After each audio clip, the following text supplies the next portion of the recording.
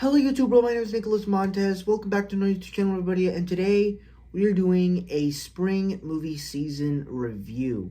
So I know what you're thinking. I did Superman 2 review just now, and technically Superman 2 is like one of the first movies I'm seeing of the summer of my first time watches. But um to be honest, I was so obsessed with Superman, and honestly that sounded like a more interesting video to do first and just get it out of the way, so might as well just do that. But low key, I wanted to do this one. I'm not gonna do the full ranking. If you want to see the full ranking of my lists, it's on Letterboxd, so just go check it out there. But really, I just wanted to just talk about my top tens of the year, except and well, actually, I'm doing my full list of the 2025 releases because I haven't seen much in spring of 2025, but that'll be it. Just to let you know, in case you're wondering, if you see this after this is like live, it's not any type of January through June video. I can't even do it because June hasn't finished and it just started. So it will be somewhere around June, at the end of June. Probably not June 30th, just because I'm gonna be a little bit busy. Hopefully I can still do it. Let's see if I can still do the big live stream that I do at the end of June, and maybe we'll make it work. But in the meantime, we're gonna do my top lists of June. Well, not of June, of the spring movie season, and then I'm gonna do my top 5 most anticipated lists of 2025 of summer 2025.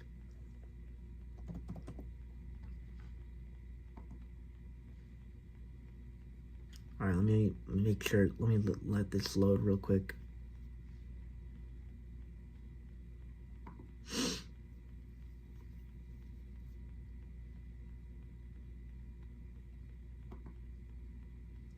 It's taking a little time to load. It's a little slow. I just kind of woke up.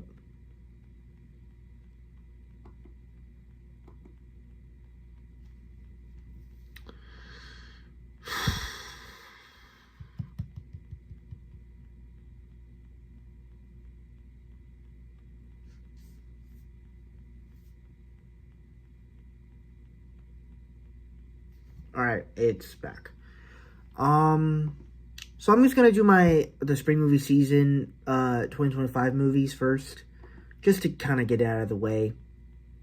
I've only seen 10 movies this spring movie season, so not too much to really discuss here, but nothing was really entirely bad. I didn't see Minecraft movie. I didn't see I can't even think of any other movies that came out this year in April and May. I didn't see Final Destination. I didn't even watch any of the Final Destination movies. So, there's that. So, number 10 for me is going to be Sea Lions of the Galapagos. So, this is a Disney nature movie. I kind of didn't really care about it. And, I mean, I like most of Disney Nature's movies, so it wasn't bad, but it was all right. It was forgettable that I didn't even remind my family for it. So that's unfortunate. Number 9 is Alexander and the Terrible, Horrible, No Good, Very Bad Road Trip. So this is the remake of the Fox film from 2014. I thought it was solid, doing that kind of story, except it's a road trip with Latinos. I'm like, that sounds interesting. It was all right. Number 8, Lilo and Stitch. I have a whole review for this movie.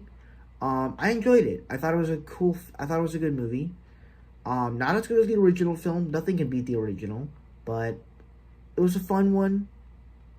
The choices that they made with like Jumba and Nani were a little weird, but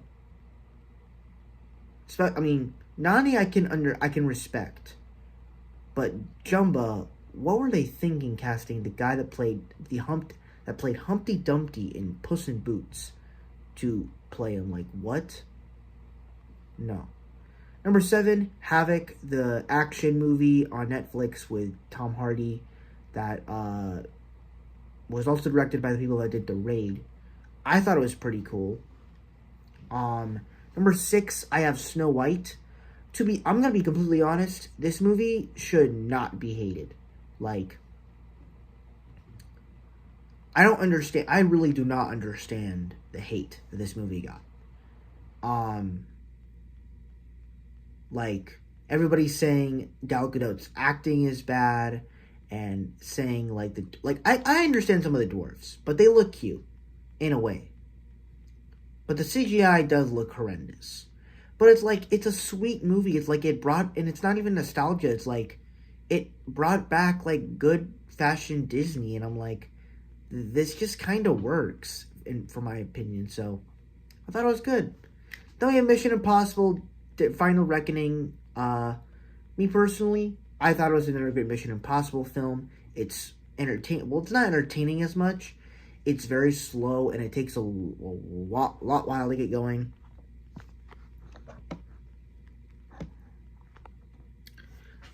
But I thought it was very good. And the two sequences in here, what is it?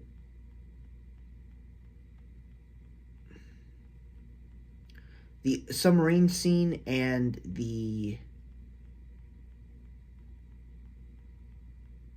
I forgot what it is. The submarine scene and the airplane sequence, they're thrilling. Absolutely thrilling. Number 4, I have Pets.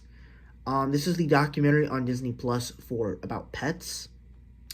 Very cool. Very good movie. Very cute movie. Loved it. It really just goes through the story of how people raise pets, what they do, all that good stuff. Sorry, I gotta charge my phone real quick.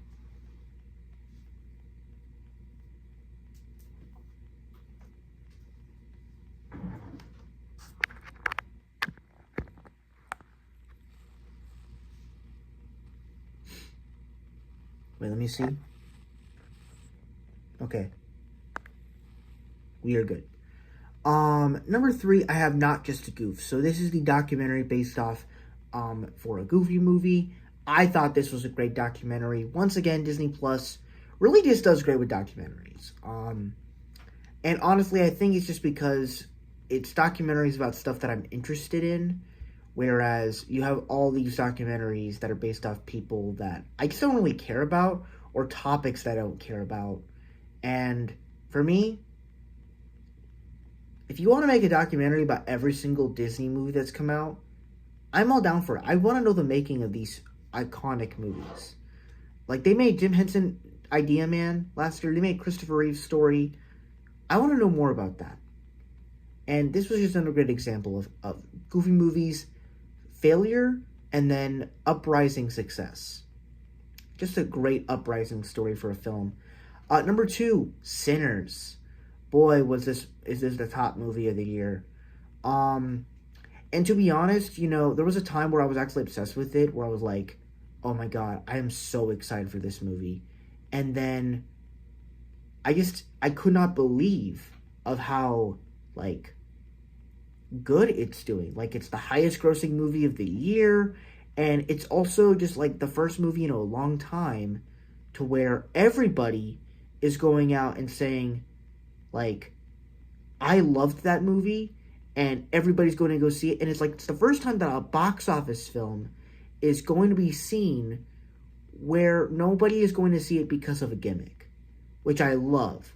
Now, to talk about my opinions at first, I still love the movie. I'm not as crazy about it like everybody else is.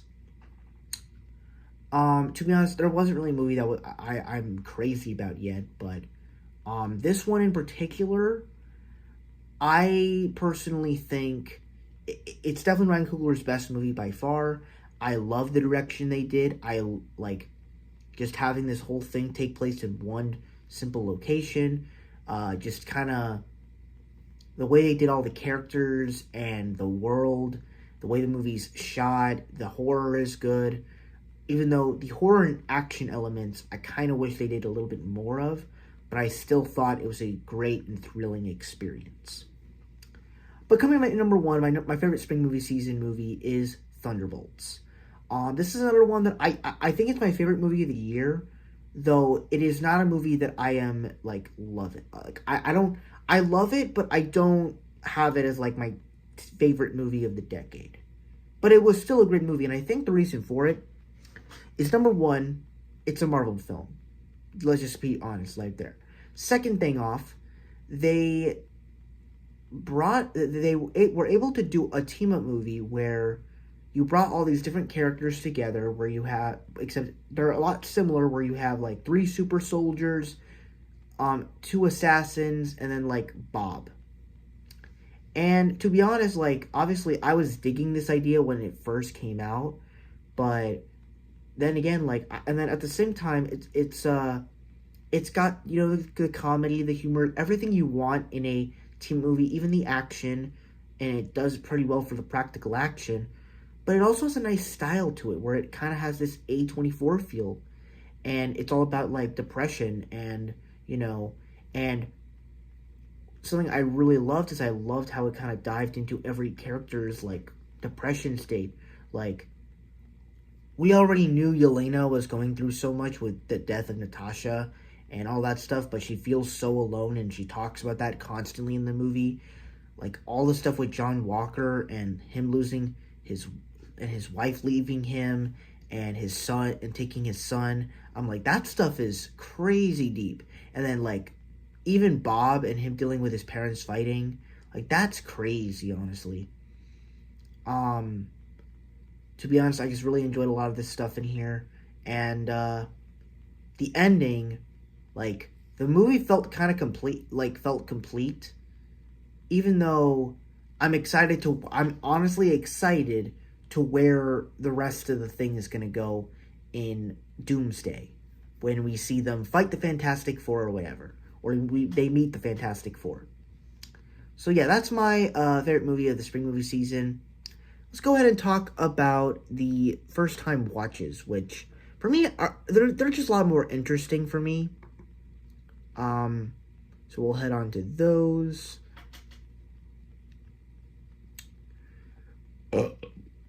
Excuse me.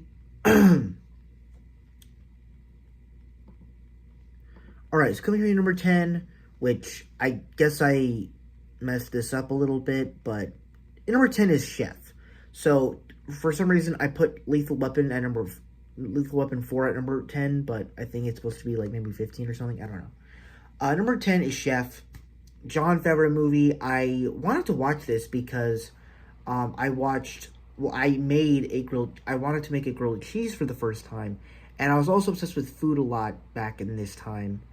And the grilled cheese that Jon Favreau makes in this film looks incredible. And I tried making it like him, and I think I did, for the most part, I did pretty well. But overall, you know, it's a great movie. It kind of just encapsulates of what Jon Favreau's career is like in a way, and I really like that aspect. Number 9, so yeah, Chef is great. Number 9, The Accountant. I am still yet to see The Accountant 2, and I really want to watch it. But this one was just really good. Ben Affleck just did a really good job of playing this autistic man, and you know, because as an autistic person myself, he did really well of like not being able to make eye contact with people, and not being able to like socialize as much, because it's like he enjoys it, but it pains him every single time, and he sometimes likes being alone. It's like, not only is it an autistic thing, but I also think it's a relatable thing to everyone. Like, feeling alone and being alone are just two different feelings. And then likewise, as an action movie, it's pretty good. So like all the fight scenes with Ben Affleck are great. I will say, all the ones that happened later at the end, like all of them were good, but they never really stood out.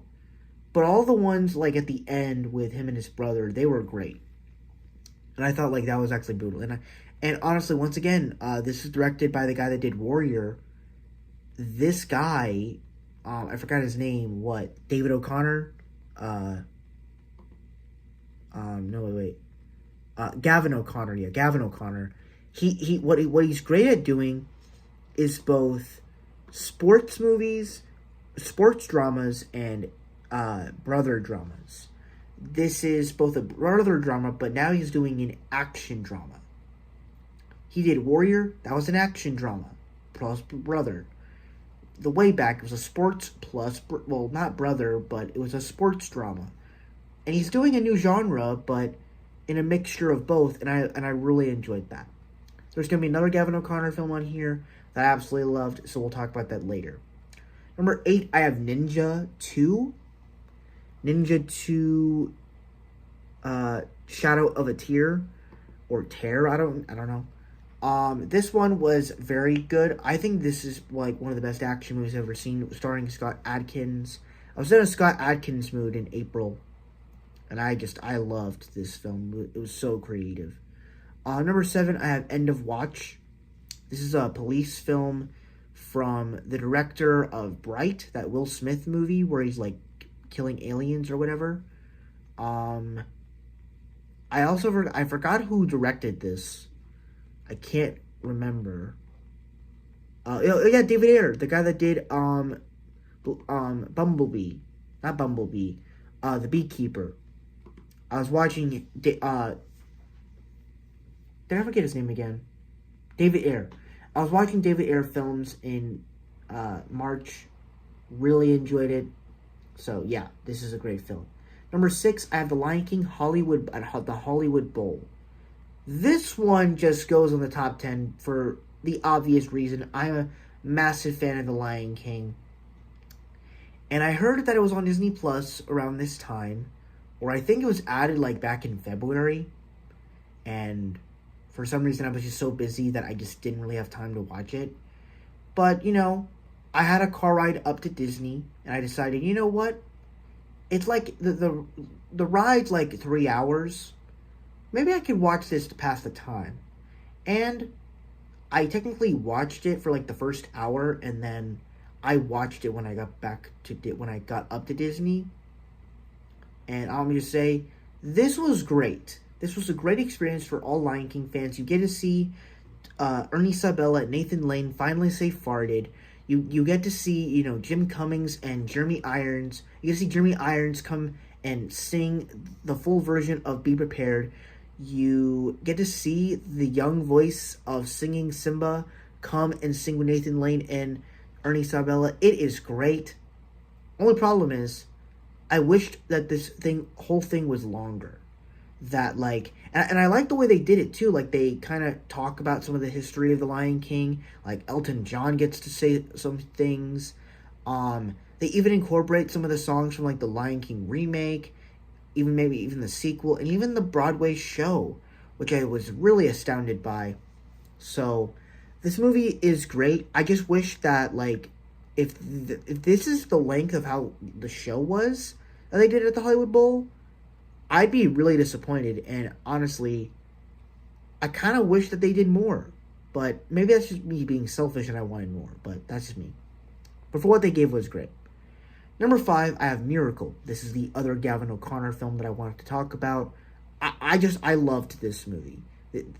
Gavin O'Connor just knows how to do sports dramas, and this was the true epitome to a sports drama film. I loved it. I absolutely loved it. Number 4, and I can't really talk much about Miracle just because I saw it back in April. I don't remember it, but I do remember loving it. I thought just the whole thing with hockey and everything was just absolutely fantastic. And Kurt Russell was a great performance. Great. It's the better, for me, it's the better version of Coach Carter with Samuel Jackson. But yeah, that's just me. Number 4, I have One of Them Days. Finally got around to seeing this since it was on Netflix. I thought this film was amazing. It was hilarious, but also it kind of felt like the better version of Friday. Obviously, the Friday franchise, especially the first one, what made the first Friday so great is that it was this black comedy film that was centered in this neighborhood where Ice Cube's character gets fired from his job, and basically throughout the entire movie, all the characters, the entire film takes place in this neighborhood, and something is always happening. Someone is getting banged, someone is getting thrown out the house, someone is tripping over stuff, someone is stealing stuff. Like, all this stuff is happening. And somehow, I think, and I loved it, but it felt too small that we couldn't really go out into any other places. We couldn't go to Craig's job to see what it was like. With One of Them Days, I feel like the reason why it works better for me is because, first off, our two leads are funny as hell. SZA and Keke Palmer are great. The fact that this is SZA's first movie is great. But what makes it work so well is you're not just in this complex that they are at. You're going around, like, the I guess not the county, but like the block. You know, you have to get this money in, like, at a certain time. You have like 17 hours to get this money in, otherwise you're cooked. So what do? They have to go find like these fast jobs to get money easy. And then Keke Palmer's character, she's trying to go get on time at a job interview, and then and all this stuff, like, it's able to do comedic purposes, but also you can see, like, how they're gonna fail at the end. But the movie doesn't end like that, because in a way they kind of make the film a little bit more communicated, where they do this. They actually do something kind of heartwarming at the end, where they turn this ugly complex into, like, an art piece, where SZA's character does art for a living, but she never sells them, and so she realizes, wait, what if we actually sold her art to make money, and we make it into a whole art exchange? And that white girl character that's in the film, it's like, it was used really good. And I'm like, I'm loving this. And we just got confirmed a sequel tonight, that a sequel to One of Them Days is coming. And so I'm like, can this actually be the comedic sequel of the decade? That could be more awesome? And maybe we can actually get an action sort of thing going on. And we can bring some guys in here too and fight some people. I would love that. Just more of that Fridayness, but originality. Maybe we can... Honestly, I have no idea what they could do for this sequel. I just want more of this stuff. Number 3, I have The Sound of Music. Haven't talked much about this movie on this channel yet, but man, is it good. I absolutely fell in love with this movie. Julie Andrews' voice is stunning. It's gorgeous. I love it. All the characters, all the kids are delightful human beings. The dad in here is really well written, especially in the way he's done, to where... And the only negative I really have here is I feel like the dad changes too quick, considering the movie's like almost 3 hours. And and then they also like get married and stuff, and then they have to do this, they have to do that. It's a little rushed, but honestly, I still think it's a masterpiece, to be honest. Like, this is a true film I love. Number 2, I have Hustlers. Now, you're probably wondering, why did I watch this movie? I watched it because I was, not interested. I actually did want to watch the film, actually. I didn't watch it based on free will. I watched it because it was on my list for Asian films of May. And... the main character in the film is an Asian girl, an Asian stripper. And from that premise, you can obviously tell, yeah, I'm going to watch it because it's a stripper movie. But, if I'm going to be honest, this movie is not just J-Lo and Cardi B just shoving ass in your face. Like, if that's what you're going into the film expecting, because that's kind of what I went in here expecting. Like, if you're expecting, like, an Anora, where, whatever that girl's name is that won the Oscar for Anora, if you think that's what that is, and she's going to be, like, taking some guy home and and making that her wife or whatever. Like, no, that's not what this is. Think of this as like Goodfellas, but for girls and strippers. That you think the mafia and the men in Goodfellas are bad? Take a look at the women of these strippers. They are terrible human beings. They'll do it, and especially like Jennifer Lopez's performance is golden. Cause like, sure, she is gorgeous in the film. And even the main actress in here, which I thought was kind of funny because she's in this show that I watch clips on from TikTok and YouTube Shorts.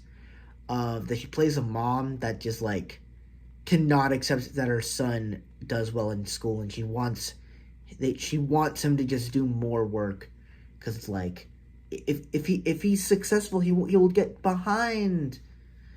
But no, like, this is totally different from what she did in that show, and she's a really good performance too. Like, she deals with a lot of stuff, and she kind of, has an interesting relationship with J Lo, and even some of the cast members in here were really clever. Like, you get Keke Palmer as a stripper in here, you get Lizzo, Cardi B made an appearance, some other really fine ass white people in here. I don't even know who they are, but they're really good looking. But really, this is like this feels like so much Martin Scorsese type storytelling, especially in the way the film is told. And even the girl from 10 Things I Hate About You makes an appearance. Like, this is awesome. And like, it kind of ends like Goodfellas in a way, but the story feels like it's not even like 2 hours and 30 minutes. It's only like an hour and 50 minutes. Yet it feels like the same length of a Martin Scorsese film. And that's crazy to me. And I still love it. So, I loved Hustlers. Just go watch it for yourself. If you are into the way these strippers do things, you will love it. But coming in first place is Superman 1978. So, obviously, I just started watching Superman movies last week. Well, actually a few weeks ago. But the official start started with Superman 1978. And once again, it is my favorite movie of the spring movie season. It might be my favorite movie of the year for first time watches. I haven't made my mind up yet. But for me, this is a fantastic film that, for me, it's the origin of superhero films, We always think about, because I watch so many superhero movies from Marvel and DC and Disney. But where did those great where did superhero movies, all great movies, start?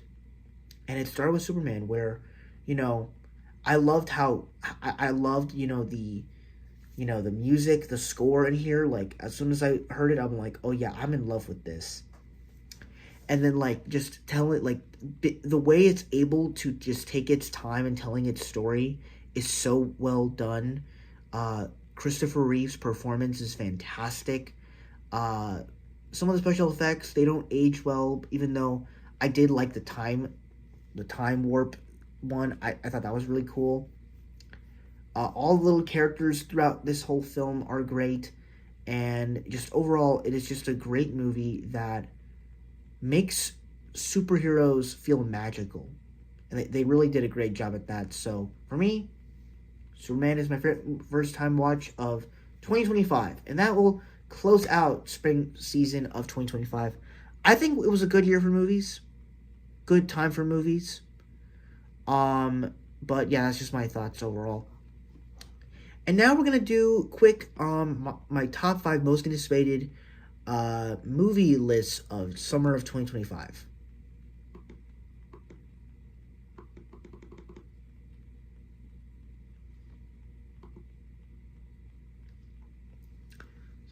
I just gotta find them real quick. Okay. So we're gonna do first time watches first, just because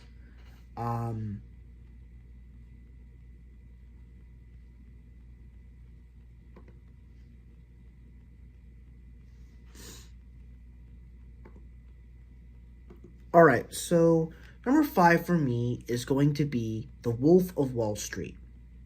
So this is actually going to be my list for movies I'm watching uh in July for classic Hollywood films. It's for both um classic films from like the 1950s, like basically the 21st century, films from the 2000s, 2010s, and then basically any classic considered movie from this decade will be in that month. And The Wolf of Wall Street will be in there, and I'm very excited because I heard it's a great movie, and I heard it's one of Martin Scorsese's best films. Number 4, I have A Bronx Tale, just another classic movie I'll be watching. Once again, if you know, I loved Goodfellas, and to be honest, I've heard even more great things about A Bronx Tale, so I can't wait to watch it. Number 3, Mary Poppins, another film I'm watching next month, but I also will probably be watching it maybe earlier or something, but I want to watch it in July because it's a classic Hollywood movie, and I loved Song of the South, so I need to see that film. Number 2, I have Superman Returns. I'm on a Superman hike I'm on a Superman roll right now, so I'm excited to watch this film, and hopefully I like it more than most people because I hear a lot of different things about this one. But in first place, which was one I've already seen, Superman 2. I thought it was great. It's not as good as the first film, but it is most anticipated of the summer movie season, but yeah. Now we're going to go on to the first time watches. My top 5 most anticipated films of 2025, a summer of 2025. Number 5, I have The Naked Gun. So I've never seen a Naked Gun movie. Don't know the original films, but I went to go see Mission Impossible on Saturday, and I saw the trailer for Naked Gun. Finally saw it. What's his name? Liam Neeson. He seems very funny in the film, and plus it's an action movie, so I'm like, this seems like some fun. And if my dad wants to go see it, I might go take it to see it. Might take him to go see it. Maybe it'll be fun. Though I actually want to see Nobody 2 more, but we'll see. Number 4, I have Freakier Friday. So I was a massive fan of the first film, and I'm loving that Jamie Lee Curtis is coming back and acting. I'm loving that this probably will be Lindsay Lohan's biggest movie since like Mean Girls, and not all the other crap she's been doing the last few years, which I've liked some of her movies, but they haven't really been top tier. Number 3, I have Megan 2.0. So it's kind of interesting because I think June is going to be an interesting month for movies, because I've heard some pretty great things for Ballerina, and I've also heard some really... I haven't heard anything for Elio, but my mom wants to see it because she says it looks cute. But honestly, I have no interest in seeing Elio. But I'm a Pixar fan, so I gotta go see it. But with Megan 2.0, I thought the first Megan was pretty cool, and I thought it was a good horror film. It was like Chucky, but with a twist. But this is like becoming like Terminator 2 route. And I'm like, that's pretty clever. Like, you're kind of doing different genres with the film. And, like, you have all these corny lines of, like, saying, hold on to your vaginas. And all that stuff. Like, I'm back, bitches. Like, it's low-key, like, funny as hell. But, I'm hoping if I go see this movie, I hope I have a lot of fun. And, I know, like, Megan will be a standout. Honorable mention, Ballerina. I low-key actually want to see it one of these days. If I can, like, get, like, one of my friends to go see it. Like, low-key, I think, just to, like, I'm a wait. Maybe I can ask one of my friends if they want to go see Ballerina, but what is it? I want to see how Elio does, and if it's good, I'm going to wait another day to go see it. But if Elio does bad, and if I hear bad things, or like not as, if I hear Elio is not the best Pixar film of all time, and it's just good, it's just middle of the road Pixar, I'm gonna go see it open. I'm gonna go see Ballerina opening weekend of Elio, and make it embarrassing, because I low-key want to see Ballerina. I've heard great things about it. I love action movies, and honestly, like, as compelling as those action movies are, I want to be able to get the first time to see this great action movie that I have like never seen before. Number 2 is going to be Fantastic Four First Steps. So we've been getting a lot of stuff with this movie. I've been hearing a lot of rumors saying that this movie's like, it's not going to be like, the characters have no development. Galactus is terrifying in the best part of the film. I've been hearing all these different things. I still hope the movie is great. And, I mean, to be honest, while I don't think any of the Fantastic Four movies are great, I think at least some of them are good. They're not great, but they're good. And it would be disappointing if this was just another good one. But I hope that this one is great because it has a lot of potential. So let's just hope it for the best. But coming in first place, my most anticipated film of the summer, but also one of my most anticipated films of the year, Superman, directed by James Gunn. So I'm a massive superhero fan. I love James Gunn's work based off of the Guardians films and Peacemaker. And I was a massive fan of some of his DC projects. And I'm also on a Superman kick right now, so yeah. And then also, just every single trailer we've been getting for this movie just hypes me up even more. So I am easily excited for Superman 2025. So yeah, that is my list for the spring movie season in 2025 and summer 2025.